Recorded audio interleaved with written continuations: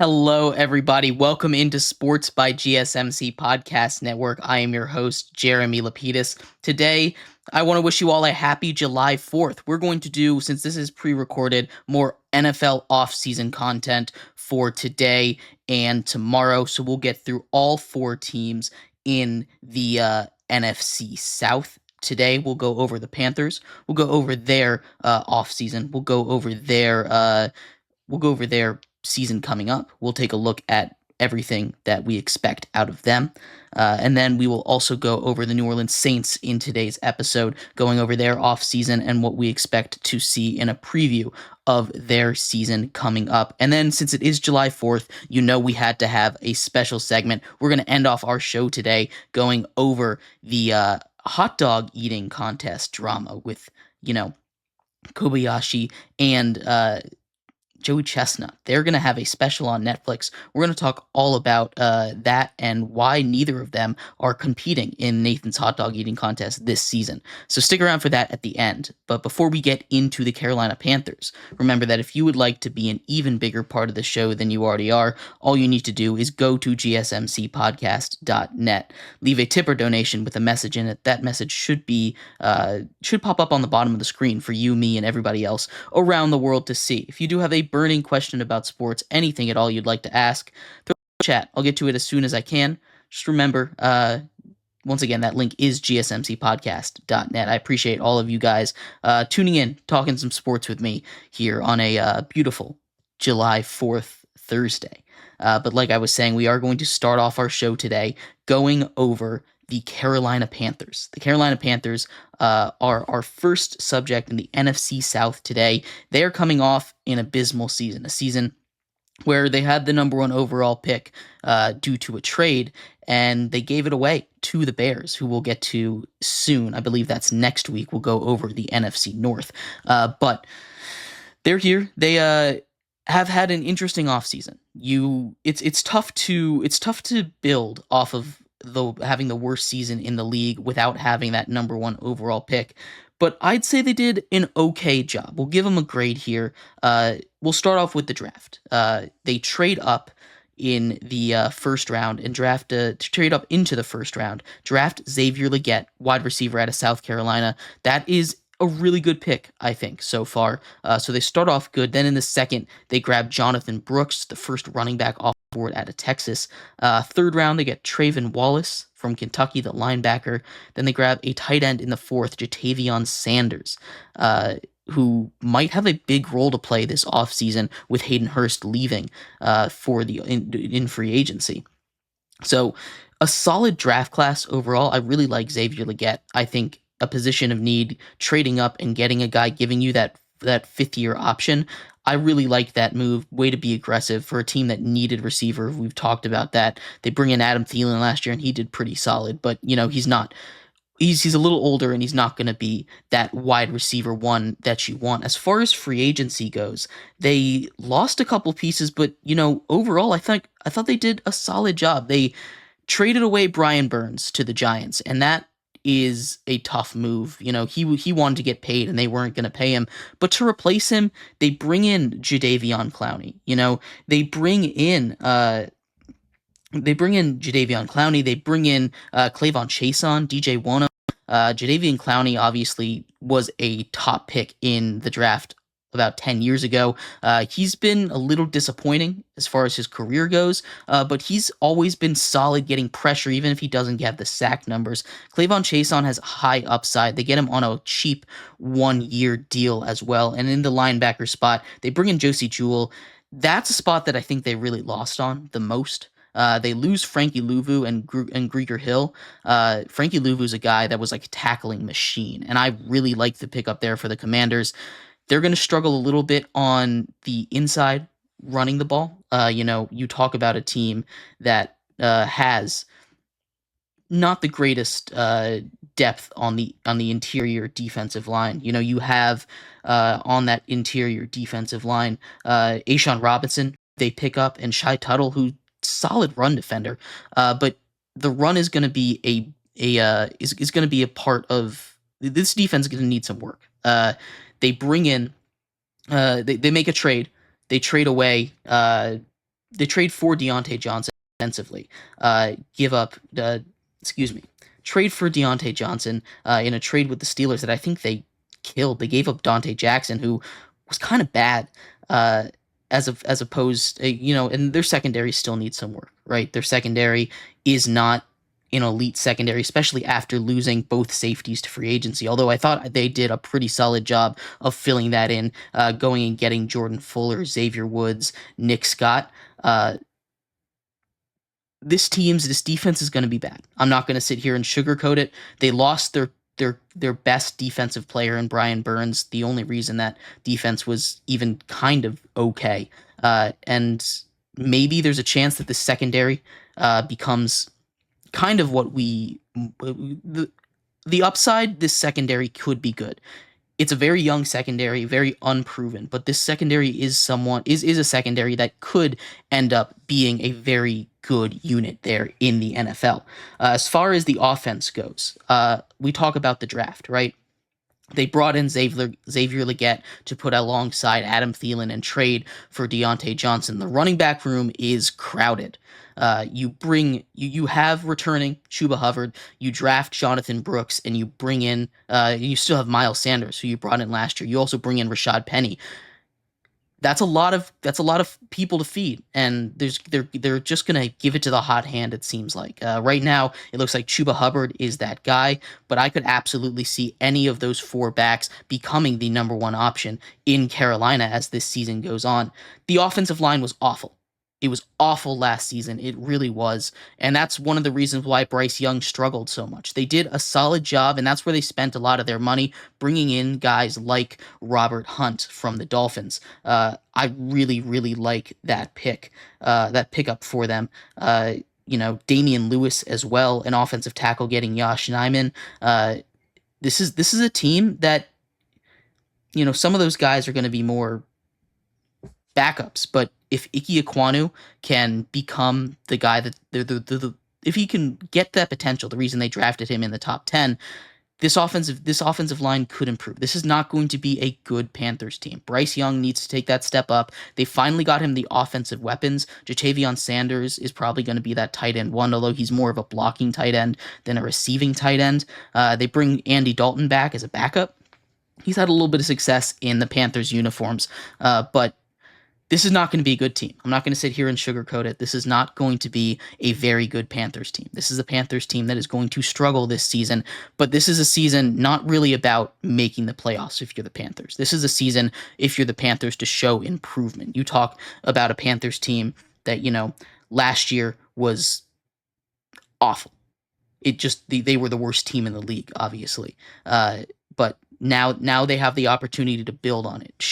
Have Bryce Young show you what it is, why he was the number one overall in that draft. And I think as long as the offensive line is improved, like I said, I really love the addition of Robert Hunt.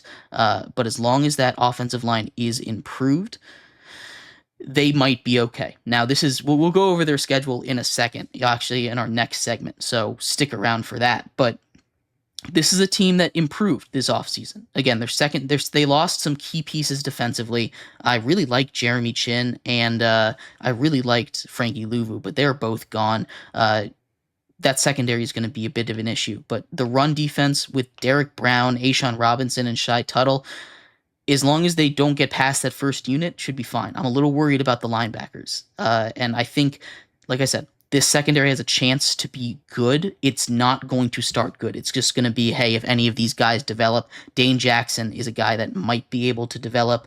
And then, the Troy Hill as Nickelback is one that could turn out well. But this is not a great team by any stretch of the imagination. There's a reason that they had the number one overall pick in the draft last season. And in our next segment, we will go over everything with their season. We'll give them a record. I'm going to give their off-season grade I'm going to give them a C-. Again, I think they got, or not a C-. That's too rough. I'm going to give them a C+. Again, I don't think they got too much better, but they did a good job of filling positions of need and sacrificing where they could. This is a team that doesn't expect to compete, so I really do like what they did this offseason, but it's not going to show results immediately. So if that's what you're looking for in the Panthers, I got bad news for you. You're not going to see that. But I do think that this Panthers team has you can see the path to the future with the way that this roster has started to be built. And we will go over the beginning of that future this season, how Bryce Young will do in 2024-2025 year, coming up next here on Sports by GSMC Podcast Network.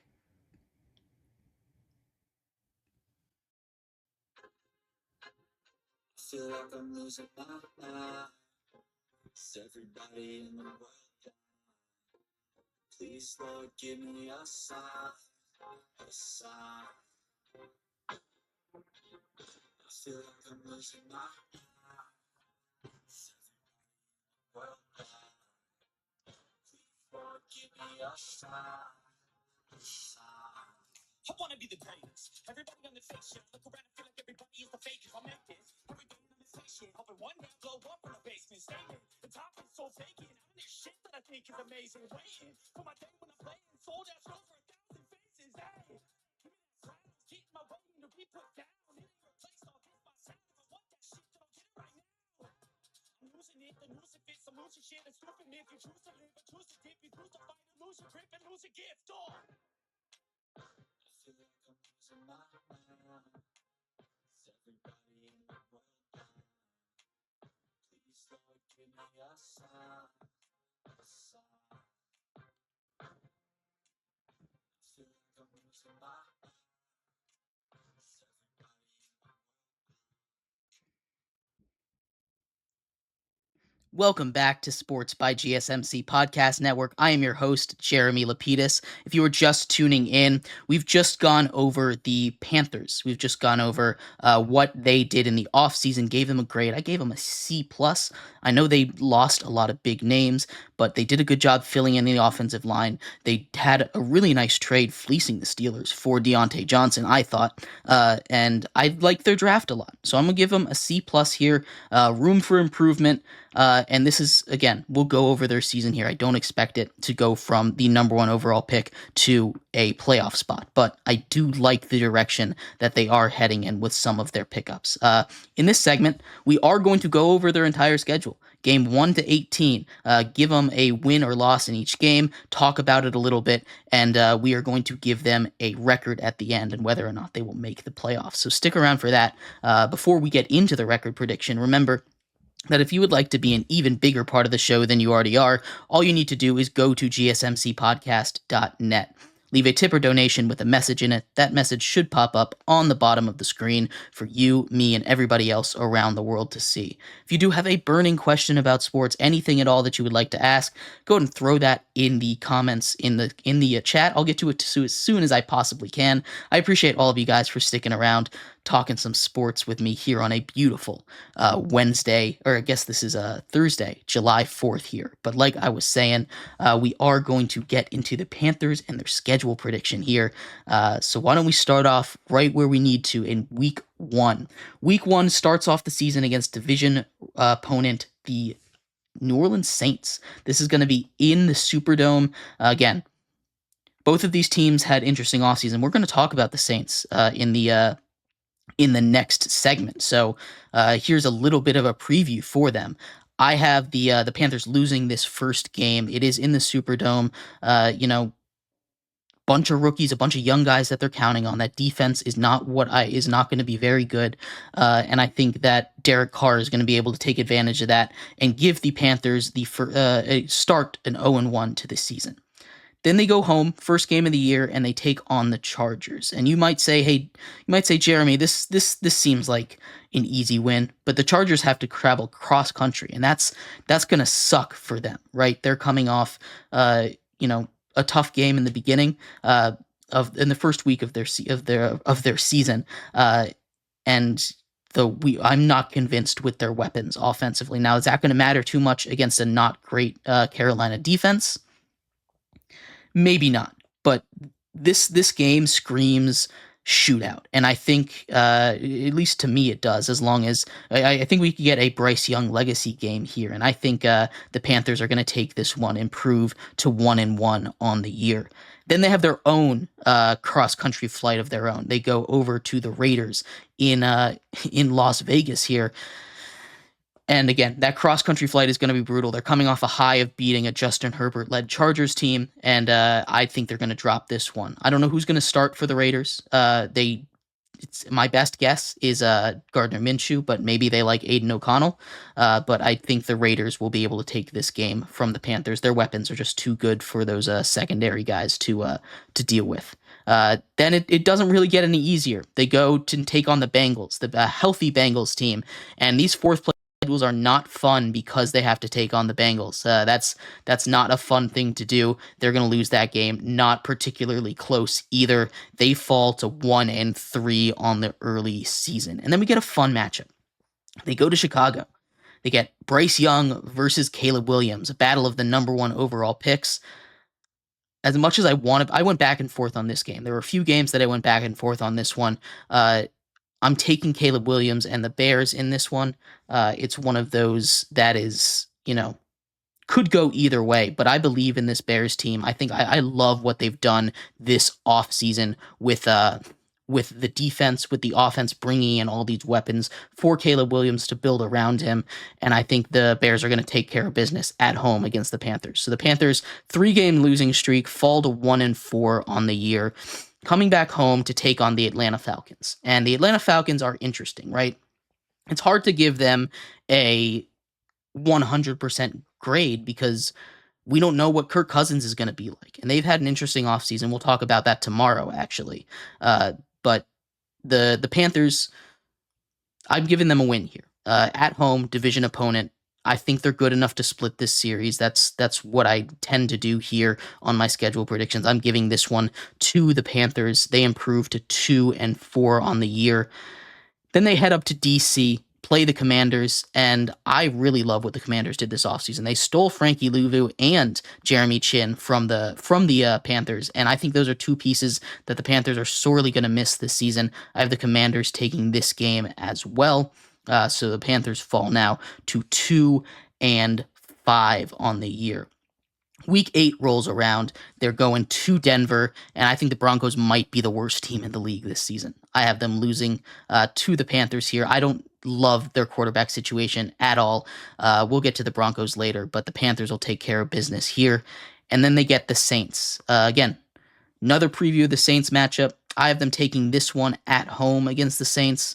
Some improvement shown here from week 1 to week 9, and I think they'll be able to pull out a tight victory here against the Saints. So that's a nice little 2-game winning streak there. You go, you improve to 4-5 on the year, and then you get the Giants. And this is another game I went back and forth on, but they have Brian Burns, and this is a Brian Burns, we'll call it a Brian Burns revenge game, and we'll give the Giants the victory there. So heading into the bye, they are now 4-6, get some much-needed rest, as this schedule does not get much easier. You look at the next couple games, you got 4 straight playoff teams in a row.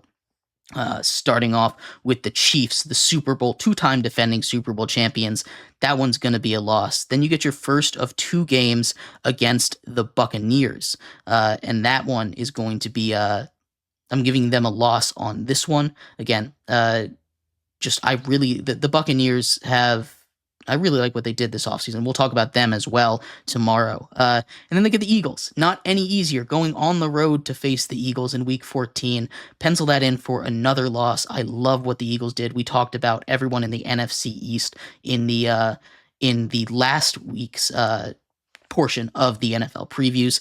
And same thing with the Cowboys. The Cowboys got a little worse, but they're still better than the Panthers. So that is now a 5-game losing streak. Brutal. They go from 4-6 now to 4-10.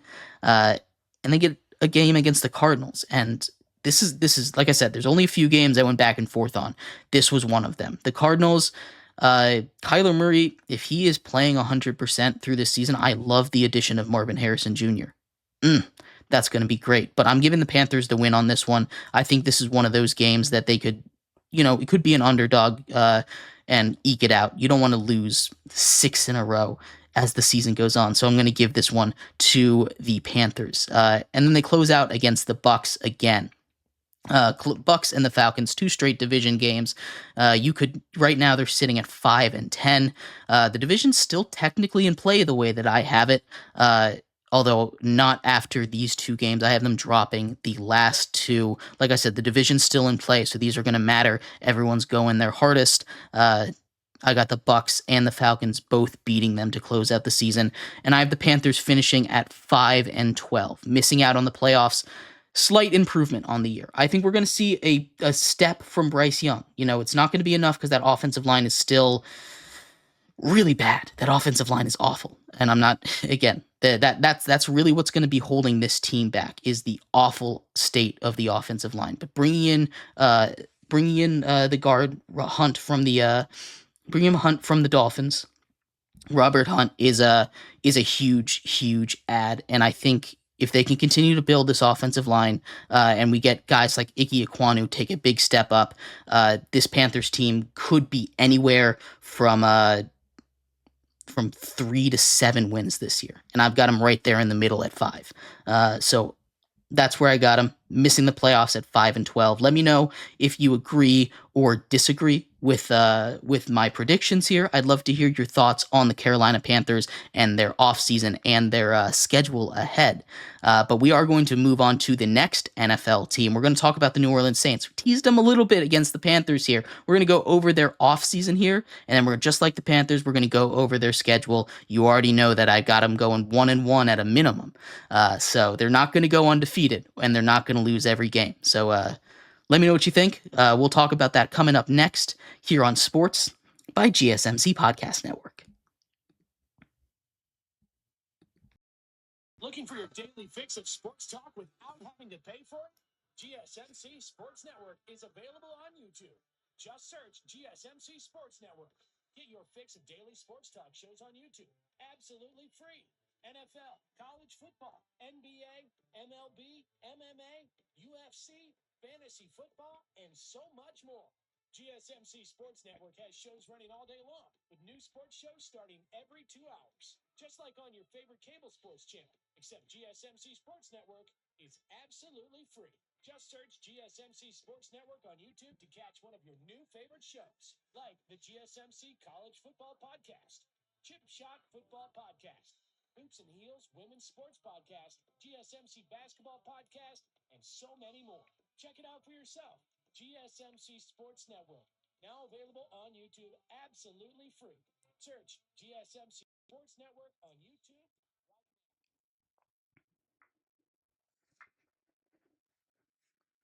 Welcome back to a very special July 4th episode of Sports by GSMC Podcast Network. I'm your host, Jeremy Lapidus. If you were just tuning in, we've just talked everything Carolina Panthers. We did an off-season review for them. We did a schedule review for them. I gave them a C+ for their off-season, everything they did, bringing in guys like Deontay Johnson, bringing in guys like Xavier Legette, bringing in a guard Robert Hunt, as well as defensively A'Shawn Robinson as the additions. It sucks that they lost a huge, one of the best defensive pass rushers in Brian Burns, and a great linebacker in Frankie Louvu. And a guy that I really liked at safety in Jeremy Chin, but they've got some young guys that if they develop, this could work out. So I gave them a C+. We also went over their record, went game by game. I gave them a 5-12, but plus or minus 2 wins in that scenario.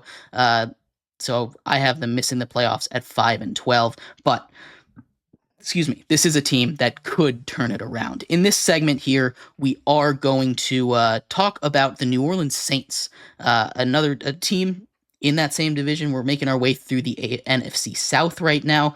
We're going to talk about the Saints here, give them an off-season grade, go over all their moves, the draft, off-season additions, subtractions, some free agents that are still out there that they might be able to add to improve.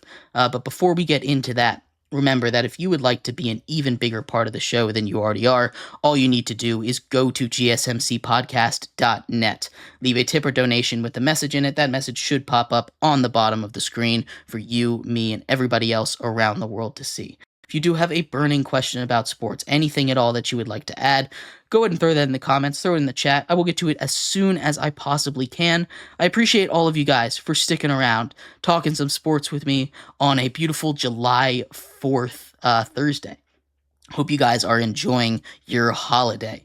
But like I was saying, we are going to get into the New Orleans Saints here. The New Orleans Saints have had an interesting offseason, right? The New Orleans Saints are a team that's kind of treading water, trying not to go into a full rebuild. They've been dealing with cap situations for years and years now, and their offensive line last year was shambles. It was awful. They had a bunch of people retire as well from the Saints, so it's not really a place. So it's not really a huge point of strength for them, and they didn't get too much better at it. But let's start in the draft.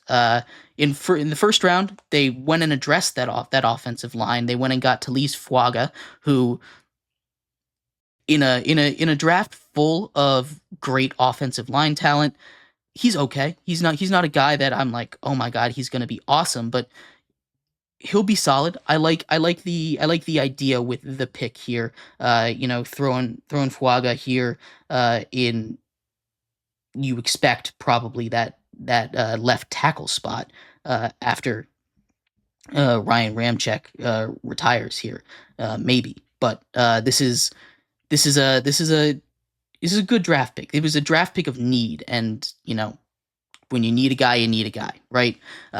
A pick that I really like in that second round is Kool-Aid McKinstry. Now, he was hurt, so he fell to the second round, pick 9. But again, those were the two most loaded positions in the draft, and I think they did a really good job of getting some of the best available players there.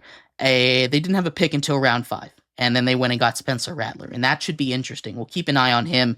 He's had mixed reports throughout training camp so far. Nothing too insane, nothing too great, but he's shown some flashes. He's not going to be ready. He's not going to unseat Derek Carr here. He's not going to come in and be the starter this season. I don't know if anybody really expected that, but a nice guy to take a waiver on here in the 5th round. He was highly recruited out of high school, and I don't mind the pick there at all. I like him more than some of the quarterbacks that went in the 1st round. Actually, I like him more as a prospect than Bo Nix even. But that's a whole nother conversation.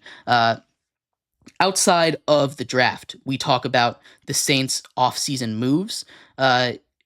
They've had not most of the additions that mattered were going to be on defense, and the big two were Chase Young signing a 1-year deal, fully guaranteed, and Willie Gay Jr. leaving the Chiefs, joining the joining the Saints here. I really like that. I really do like that for the Saints. Willie Gay is a guy who's all over the place for the Chiefs when he was there. His linebacker role, he signs a 1-year deal with them, and he was always there in pass coverage, in run defense. He's really good at getting to the ball. I love that signing for them. That's my favorite signing that they had. Signing Abrams from the Raiders is another one that I like. If he can stay healthy and if he flashes his potential every once in a while, that is a great pickup for the New Orleans Saints. As far as losses go, we talked a lot about the offensive line. They had a couple people go. I mean, additions. We skipped over the additions for the offense, but they weren't really too big of a deal. They signed a bunch of depth receivers, Cedric Wilson, Equineme St. Brown, Stanley Morgan, and got some more offensive line help. Shane Lemieux, Justin Herron, Lucas Patrick. None of these guys are going to be huge difference makers on the team, but if any of those offensive linemen can have a great season, that could be the difference between the Saints making the playoffs and missing it. As far as losses go, they didn't lose too many huge players outside of uh, some offensive linemen retiring. Lonnie Johnson signs with the Texans. James Hurst retired. Andrus Peat left for the Raiders. Those are two offensive linemen. Again, not that big of a deal because the offensive line was awful. They lose Jameis Winston, which is why they go out and get Spencer Rattler, like we talked about earlier. He goes to the Browns, so they didn't lose too many players. The only really two starters that they lost were Hurst and Peat. And again, awful offensive line, so it doesn't really matter. We take a look at where they are sitting as far as you know, depth chart goes. You've got Derek Carr as your starter. Alvin Kamara is holding out, but he should be back as your running back. The wide receiver room could use a little bit of work. You have Chris Olave. Rashid Shaheed is a solid deep threat, but if he's your wide receiver too, I'm not sure how that's going to work. Michael Thomas is still a free agent. Not sure if he's going to resign or if he's going to retire there. We talked a lot about the offensive line. Talise Fuaga, Nick Saldiveri, Eric McCoy, Cesar Ruiz, and Ryan Ramczyk there. Trevor Penning has not worked out, but they have plenty of depth now at the offensive line. None of it particularly great, but they have depth if anything happens. As far as the defense goes, that's probably still the strength of this team. Got Cam Jordan, ageless, doing what he does at his age. He's he's got records for the Saints for playing for sacks, snap, all the defensive records Cameron Jordan has. Demario Davis still there. We talked about Willie Gay already. A huge addition for them. And in the secondary spot, Tyrann Mathieu is coming back. Marshawn Lattimore, if he can return and even be half of himself, it should be fine. They're a little weak as far as corner depth goes, but drafting Kool-Aid McKinstry, if he gets healthy, that should help. You sign Shamir Jean-Charles. He's probably not going to start, but if he can make the team, you have more depth there at corner. So I do like I do like what they did defensively in this offseason. My big concern, like I've been saying, is offensively they lost a lot and they didn't really do too much to make me sit here and say, hey, this offense is going to be good. Derek Carr is not a guy that on his own can elevate a team to be that elite team that we expect a guy like we expect that the Saints kind of are expecting. I expect them to be kind of average again. This is a team that's been flirting with blowing it up for a long, long time, and they just have not been able to do that. We'll go over their schedule actually in the next segment. Talk about what it looks like, but this is a team that I think is kind of at the end of its run. It's out of gas. It's trying to keep a corpse alive at this point, trying to stay competitive with the remains of the Drew Brees era. And at this point, I think you kind of just have to bite the bullet and let it go. I know signing Derek Carr last offseason to that massive contract doesn't help, but this is not a team that's built to be successful. This is a team that has pieces. It's, you know, like a luxury car in a trailer park, right? That's what this team is. It's they spent in the wrong places, and it's probably not worth holding on to that luxury car if you can, build back up.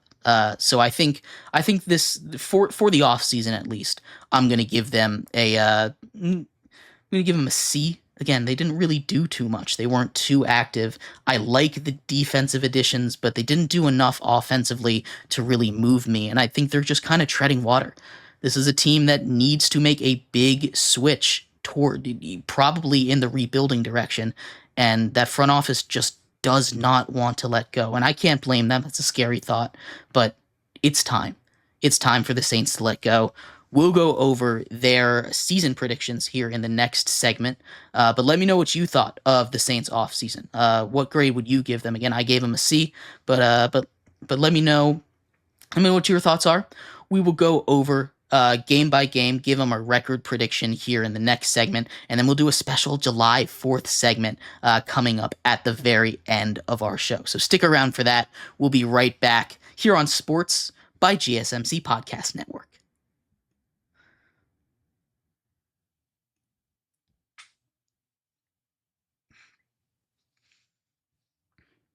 For the best and latest podcasts available anywhere, go to the podcast app on your cell phone and type in GSMC to access free content rich podcasts on health and wellness, book reviews, sports, entertainment, relationships, social media, movies, technology, finance, and even weird news.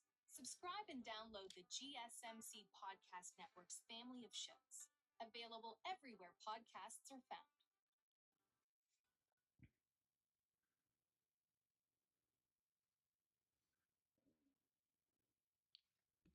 Welcome back to Sports by GSMC Podcast Network. I am your host, Jeremy Lapidus. If you're just tuning in, we just finished talking about the New Orleans Saints offseason. I gave them a C for what they did. I think they're just kind of treading water. I'm not super impressed by their additions or their subtractions. Again, I really like the signing of Willie Gay, but it's also just 1 year. Same thing with Chase Young. If he works out, that defense could be solid, but it's not really where you want to be. If you're a Saints fan, you're kind of stuck in this never-ending mediocrity, and I think it's time for them to blow it up. But we are going to talk about their schedule. We're going to go over game by game, give them a record. We also did this for the Panthers. We went over their offseason. I believe I gave them a C+. I like their offseason a little more. I feel like they're heading in the right direction. And we also went over their schedule. I gave them a 5-12 record. Before we get into that Saints prediction, though, remember that if you would like to be an even bigger part of the show than you already are, all you need to do is go to gsmcpodcast.net.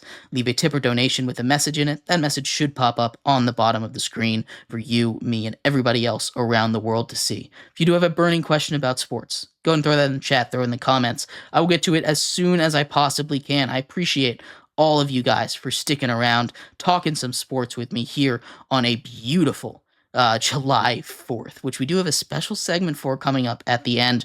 We'll hopefully you stick around for that. But we're going to finish up our NFL coverage here today talking about the New Orleans Saints schedule. We just went over their division mate, the Carolina Panthers. They went 12-5, and you already know what's going to happen week 1. The Saints take on the Panthers. I have the Panthers losing that game, so the Saints start off hot, 1-0. Best record you can have, 1,000%. But then they go and take on the Cowboys, and this is not going to be good for them. Just straight up, not going to be good for them. The Cowboys, I have winning this game as the Saints fall to 1-1. This Cowboys team is just better. That defense is going to be really good, and Dak and CeeDee Lamb are going to destroy that secondary. So the Cowboys winning week 2. Saints fall to 1-1. Week 3 against the Eagles. I actually have the Saints winning this one. I know we just went and talked about how I love the Eagles and how I love the Eagles offseason and how I hated the Saints didn't hate, but wasn't really moved by the Saints offseason. But this Saints team at home against the Eagles, I think they'll be able to pull this upset off. You got to throw an upset in there every once in a while, and this is the one. The Saints taking out the Eagles here. Jadeveon Clowney Jadeveon Clowney and Demario Davis, Cameron Jordan, those guys, Chase Young, all of them, devastating and a rebuilt Eagles offensive line. I think this game will be a lot of fun, but I'm taking the Saints in this one. And then they go off and they don't have too easy of a time, right? They take on the Falcons, the Kirk Cousins led Falcons, and I think on the road, I think the Falcons will be able, with all their weapons, to take advantage of a Saints team that doesn't seem too consistent, is the vibes I'm getting from them. So 2-2 after a loss to the Falcons, and then they take on the Chiefs. Willie Gay going back home, probably going to get some kind of celebration there, but this Chiefs team is much better than the Saints team, and they're going to lose their second straight contest.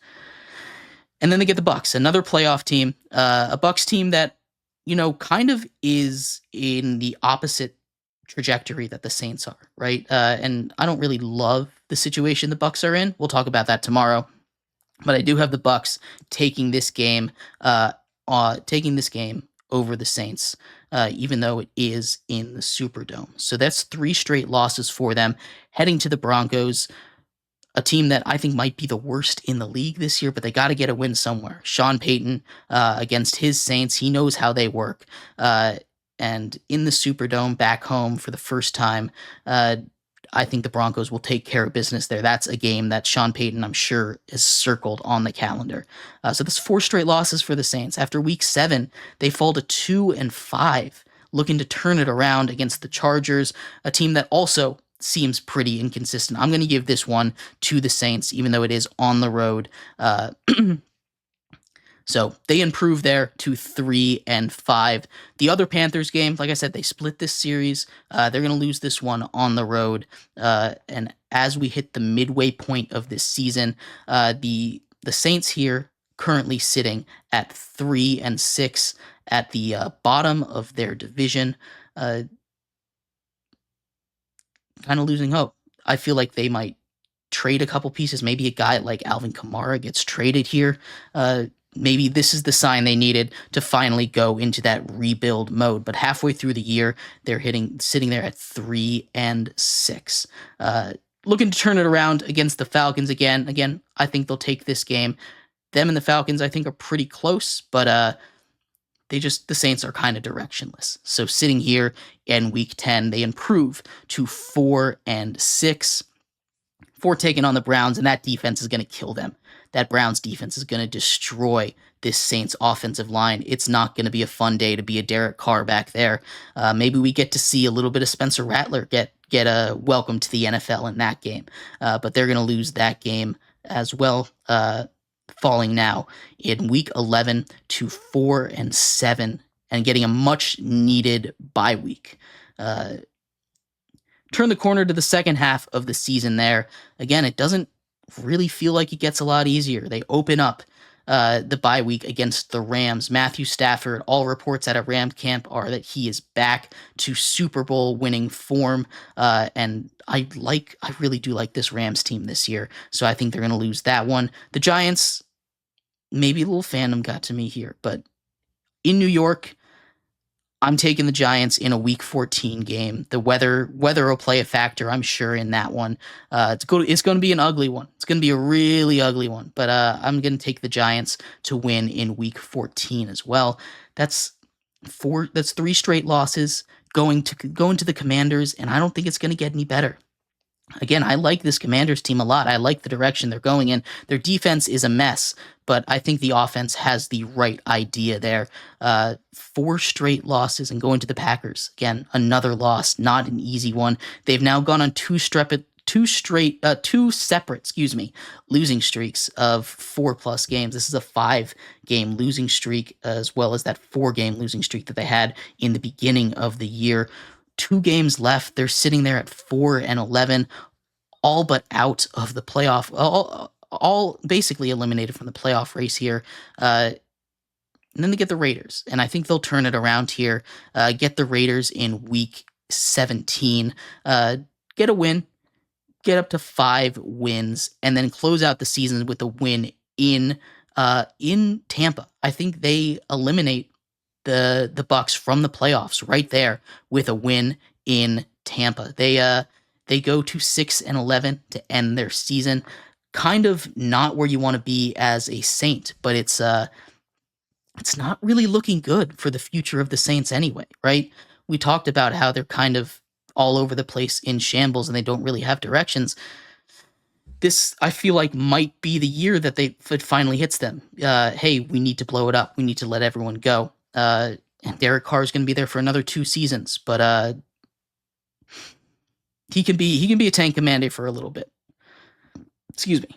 Maybe you give Spencer Rattler a shot next season, but I have the Saints falling in this year 6-11, missing out on the playoffs. I just don't really believe in this Saints team. I think it's a team that could have anywhere from, I think 6 wins is probably the bottom of the barrel for them.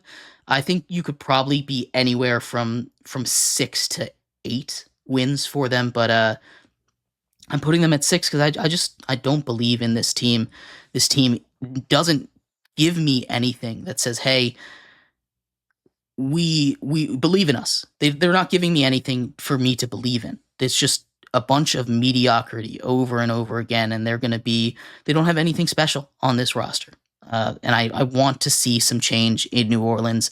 I have them going 6-11. Let me know what you think of my predictions here. Any games that you think I'm just getting totally wrong. Uh, Anything you'd think I'd change? Again, we've gone through these first two teams in the NFC South. I have the Panthers 5-12, the Saints 6-11. I gave the Panthers a C plus for their offseason, and the Saints a C. In our next segment, we're going to do a special July 4th segment talking about centered around the hot dog eating contest. There's been some controversy this season with the hot dog eating contest as they banned Joey Chestnut because he did a partnership with a vegan hot dog company. Just like kind of similar to what they did to Kobayashi back in 2007. We'll talk all about that, what that means for the Nathan's Hot Dog Eating Contest, and a special event that might be taking place because of it. So stick around for that. We'll be right back here on a special July 4th version of Sports by GSMC Podcast Network.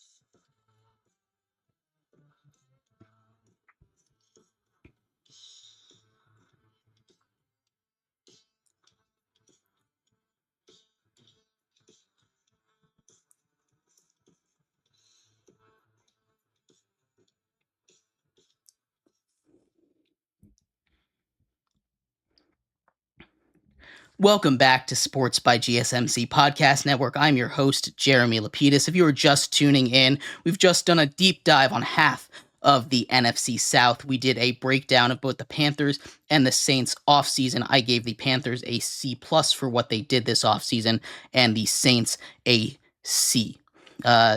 Nothing too incredible on either of these teams. Then we went over their record. I gave the Panthers going 5-12, and the Saints going 6-11. So neither of these teams having particularly successful seasons. One of them might look at it as more of a success than the others in the Panthers, and I do think Bryce Young develops a little bit. In this segment, though, since it is July 4th, we are going to do our special July 4th segment I've been teasing, talking a little bit about the Nathan's Hot Dog Eating Contest. There's been some controversy this year. Joey Chestnut, not allowed to participate. This is the second time the best eater in the world or a top eater in the world has been eliminated. It's just been banned from the contest recently. We'll talk about both. We'll talk about what we're getting because of this. I'm very excited for it. But before we get into that, remember that if you would like to be an even bigger part of the show than you already are, all you need to do is go to gsmcpodcast.net. Leave a tip or donation with a message in it. That message should pop up on the bottom of the screen for you, me, and everybody else around the world to see. If you do have a burning question about sports, anything at all that you would like to add, go ahead and throw that in the comments. I'll get to it as soon as I possibly can. I appreciate all of you guys for sticking around, talking some sports with me here on a beautiful July 4th Thursday. But like I was saying, we do have a special July 4th segment since it is America's birthday today. About the Nathan's Hot Dog Eating Contest. The two biggest names in professional eating, Joey Chestnut and Kobayashi.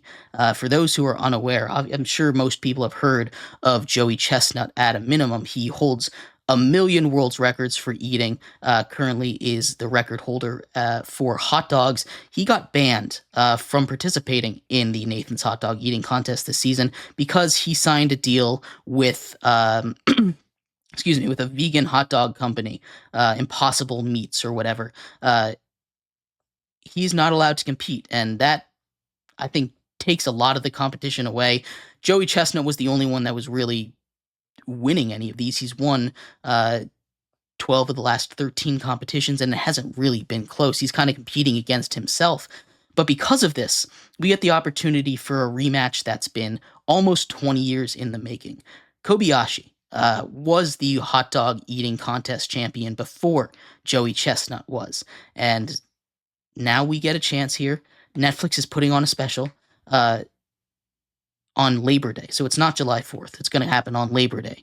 Of these two giants in the competitive eating world going at each other, going at it one more time for all of the marbles here. Kobayashi is 46. He got banned back in 2007. We were still at the peak of his game. For those, I mean, I wasn't old enough to watch it, but this was a huge event.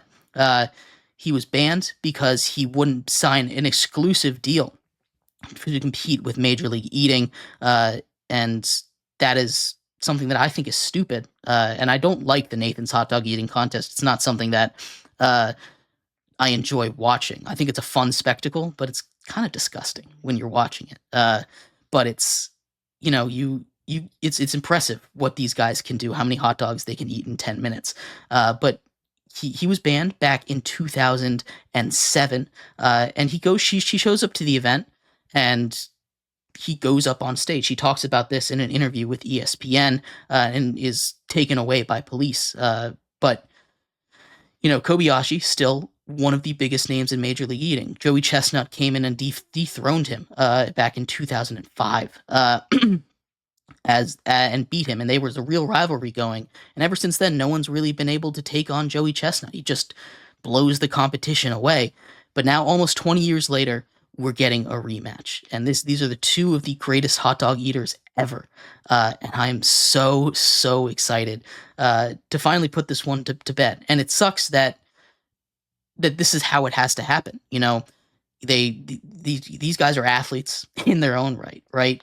This is an event. They get paid to do it, and this is a tradition. And now, not once but twice, has Nathan's Hot Dogs or Major League Eating banned the best or one of the best in the world from competing. The main draw.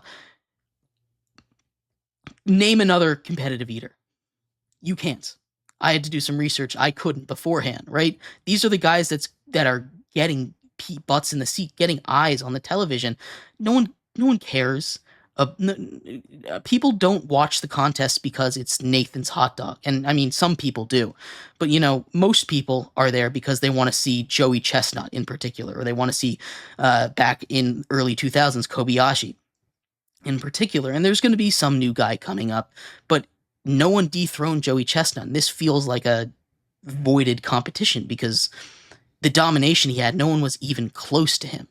I vehemently disagree with the decision. I think Major League Eating is way too, exclusive with their athletes, and it's not like this is a major international sport. It's getting more traction as time goes on, as these stars like Joey Chestnut and like Kobayashi continue to get more eyes on them. But this is a sport that's kind of shooting itself in the foot right now, and I'm so happy that Netflix decided to do something about it. This is something that's been, like I said, 18 years in the making, and it's finally going to happen. So I'm so excited for it. I think Joey Chestnut's still going to get it done, but a lot of that has to do with Kobayashi's age. He said he was going to retire from professional eating back in the pandemic, and now he's given it one more shot just because he knows this is going to be a big thing. And I for one am very excited to see what happens here. There's a really good article here on ESPN interviewing Kobayashi that came out. That came out earlier on July 3rd, the morning of July 3rd here.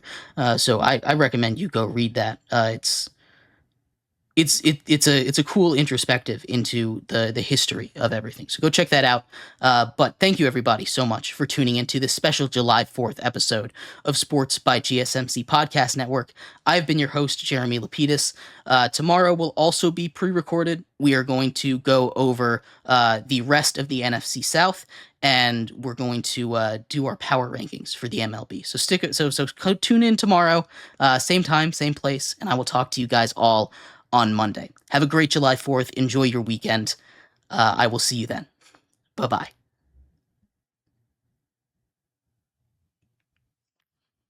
Damn tired of shit.